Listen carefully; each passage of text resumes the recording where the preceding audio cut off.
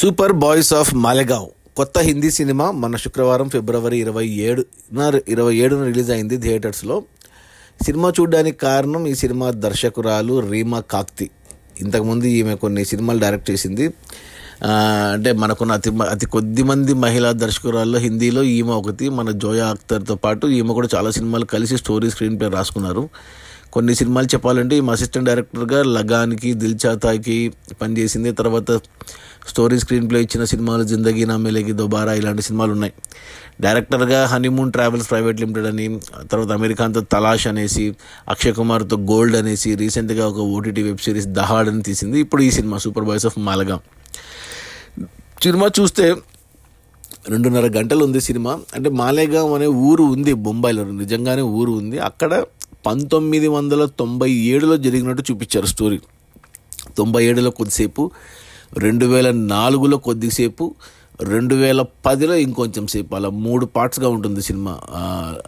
అంటే మొత్తంగా 13 ఏళ్ళు జరిగిన కథ. ఒక సూపర్ బాయ్స్ అంటే బాయ్స్ ఆఫ్ మాలెగావ్ అనే ఊర్లో ఉన్న కొద్దిమంది అబ్బాయిలు, ఎస్పెషల్లీ మెయిన్గా మన హీరో క్యారెక్టర్ చేసిన అతను ఆదర్శ్ గౌరవ్ అని మనకు కొన్ని సినిమాల్లో కనపడ్డాడు. అతను నాకు బాగా తెలిసింది అతని ఫేసు. ప్రియాంక చోప్రా ఒక సినిమా వచ్చింది ద వైట్ టైగర్ అనేసి, దాంట్లో కనపడ్డాడు. ఇక ఇంకో యాక్టర్ ఉన్నాడు, అంటే రెండో హీరో అని చెప్పాలి, రైటర్గా చేశాడు. అతను వినీత్ కుమార్ సింగ్ అనేసి రీసెంట్గా మనకు చావా సినిమాలో హీరోకి పక్కన కవి కైలాష్ అని క్యారెక్టర్ ఉంటుంది. క్లైమాక్స్లో హీరోతో పాటు చనిపోతాడు, పక్కనే ఉంటాడు, అదరగొట్టేశాడు అతను. సో వీళ్ళిద్దరు మెయిన్. ఇంకో క్యారెక్టర్ ఉన్నాడు శశాంక్ అరోరా అనేసి, అతను కొద్దిగా బక్క చిక్కిన షారుఖ్ ఖాన్ లాగా ఉంటాడు. అతని క్యారెక్టర్ కూడా బాగుంటుంది. సో ఈ ముగ్గురిదే మెయిన్. ఇంకా మిగతా కొంతమంది క్యారెక్టర్లు ఉన్నారు, హీరోయిన్ ఉన్నారు. కానీ అంటే 97లో ఎక్కువ ముస్లిం బ్యాక్గ్రౌండ్లో జరిగినట్టు చూపించారు. ముస్లిం ఫ్యామిలీస్ నుంచి వచ్చిన హీరోలు వీళ్ళందరూ. సో 97లో అంటే మనకు ఏమంటారు, అప్పుడు థియేటర్స్లో అంటే వీడియో పార్లర్లు ఇలాంటి సెటప్లో పెట్టుకున్నారు. కొద్దిగా రూటెడ్గా ఉంది ఆ సెటప్ గిట్టప్ అంతా. నేను చూస్తున్నాను ఏం చెప్పాలనుకుంటున్నారు అనేసి. సో ఓవరాల్గా చూస్తే ఏమైందంటే అప్పట్లో ఆ ఊరిలో కొంతమంది వీళ్ళు సినిమాలు తీస్తారనమాట. అంటే స్పూఫులు తీశారు కొన్ని సినిమాలకి, హిందీ సినిమాలకి ప్యారడీలు తీసి అలా ఫేమస్ అయ్యారన్నట్టు చూపించారు. తర్వాత ఏమంటారు, ఒక క్యారెక్టర్కి ఏదో ప్రాబ్లం వచ్చి ఆ క్యారెక్టర్ కోసం వాళ్ళు ఒక సినిమా తీయడము, అంతే. ఫ్రెండ్స్ మధ్యన స్ప్లిట్ రావడము, ఇలా విడిపోవడం, మళ్ళీ కలుసుకోవడం, ఇలా బేసిక్గా ఇదే ప్లాట్. ఏముంది అబ్బాయి సినిమాలు ఇంతగా ఎందుకు తీసింది రీమా కాక్తి. ప్లస్ ఈ సినిమా సెప్టెంబర్లో మనకు టొరంటో ఫిల్మ్ ఫెస్టివల్లో కూడా ప్రజెంట్ చేశారు ఈ సినిమాని. అంతగా ఏముంది అని చూశాను. సినిమా అంతా అయిపోయాక ఓకే ఉంది, పర్లేదులే ఒకసారి చూడొచ్చు అన్నట్టు ఉంది. కానీ అనుకున్నాను, 2 సినిమా అంతా అయిపోయాక అప్పుడు తెలిసింది, టైటిల్స్లో వేశారు, ఇది నిజంగా జరిగిందంట కథ. ఇది నిజంగా మాలెగావ్ అనే ఊర్లో నిజంగా జరిగిన కథ అని అప్పుడు తెలిసింది నాకు. ఓహో అలా అనుకుని అప్పుడు రీసెర్చ్ చేస్తే తెలిసింది ఏంటంటే 2012లోనే ఈ సినిమా మీద డాక్యుమెంటరీ వచ్చింది. వాళ్ళు తీశారు 2010 వరకు వాళ్ళు జరిగిన కథని 2012లో డాక్యుమెంటరీకి తీశారు సింగపూర్ ఛానల్ కోసము. అది బాగా పాపులర్ అయింది. అది సూపర్ బాయ్ ఆఫ్ మాలెగావ్ అని దాని టైటిల్. ఆ documentary super men of Malegaon అనేసి.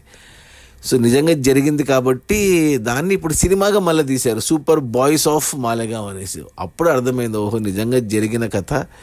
సో ఫ్రెండ్స్ కోసం వాళ్ళు చేశారని అర్థమై అప్పుడు నాకు కొద్ది సాటిస్ఫాక్షన్ వచ్చింది. ఓహో ఎందుకు తీశారు రీమా కాక్తి ఈ స్టోరీని. అంటే మహారాష్ట్రలో తెలిసే ఉండొచ్చు వాళ్ళకి, అక్కడ వాళ్ళకు, మనకు తెలియదు, మహారాష్ట్ర బయట ఉన్న వాళ్ళకి తెలియకపోవచ్చు. ఇప్పుడు ఈ సినిమా ద్వారా తెలిసింది ఇలా ఉంది అనేసి. సో అప్పుడు నాకు సాటిస్ఫాక్షన్ వచ్చింది ఎందుకు ఈ సినిమా తీశారు అనేసి. ఓకే పర్లేదు, బాగానే ఉంది, ఒకసారి చూడొచ్చు అనిపించింది.